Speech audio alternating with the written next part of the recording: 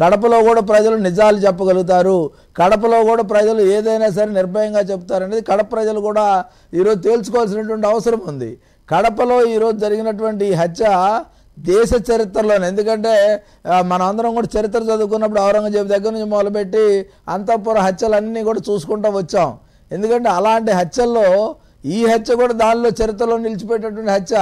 ఎందుకంటే నిన్న వాళ్ళ చెల్లి సునీతమ్మ గారు మాట్లాడింది ఏం తప్పు కాదు. అంతఃకరణ శుద్ధి ఎవరికి ఉండాలి? సునీత వివేకాన్ని ఎవరు చంపారో అసలు జగన్ కి తెలుసు.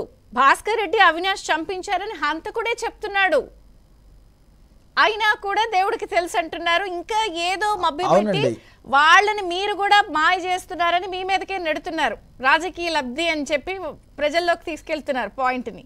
అసలు మీ పార్టీలో లేరే వాళ్ళు రాజకీయ లబ్ధి ఇవ్వడానికి? ఇప్పుడు అలా కాదమ్మా, ఇప్పుడు సునీతమ్మ ఎవరు, షర్మిలమ్మ ఎవరు? షర్మిల గారు సోయాన జగన్మోహన్ రెడ్డి గారు చెల్లెలు. అన్న జైల్లో ఉన్నప్పుడు దాదాపుగా ఆమె ఎన్ని కిలోమీటర్లు నడిచిందో మనం అందరం చూసాం. ఆమె ఏ విధంగా అన్న వదిలిన బాణానని చెప్పుకొని అన్న అధికారంలోకి వచ్చిన తర్వాత అన్న దగ్గర నుంచి కనీసం ఆస్తి తగులు కూడా తెలుసుకోలేని పరిస్థితుల్లో ఒక ముఖ్యమంత్రి తన తోబుట్టి యొక్క పరిస్థితి కూడా తేల్చకుండా ఉన్నటువంటి పరిస్థితుల్లో ఆమె వేరే పార్టీకే వెళ్ళిపోయింది.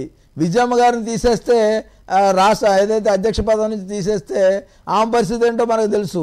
ఈరోజు సునీతమ్మ కూడా చాలా స్పష్టంగా చెప్తుంది, అంతఃకరణ శుద్ధి అనేది అంతరాత్మ ప్రబోధం కానీ అంతఃకరణ శుద్ధి కానీ ఈ పదాలు ఆమె తెలుగు చక్కగా వచ్చే మాట్లాడింది తప్ప ఎవరో మాట్లాడిస్తే మాట్లాడింది కాదు.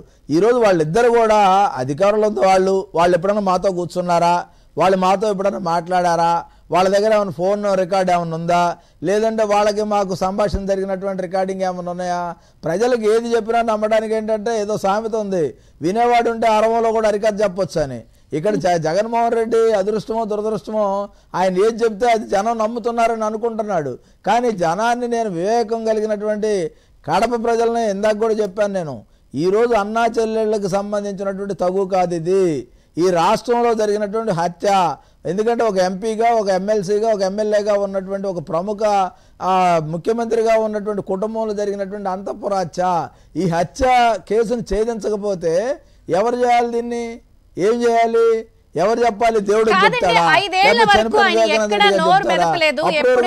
జరిగినా కూడా ఓ విజయసాయి రెడ్డి గారో లేదా సజ్జల గారో వీళ్ళు వచ్చి ప్రెస్ అడ్రస్ చేశారు, ఎప్పుడు మాట్లాడలా. కానీ ఇప్పుడు ప్రజల్లోకి వెళ్ళిన తర్వాత స్పీచ్ అంతా కూడా దీని మీదే వెళ్తున్నారు అంటే ఏంటి? మళ్ళీ ఎలా చూడాలి దీన్ని?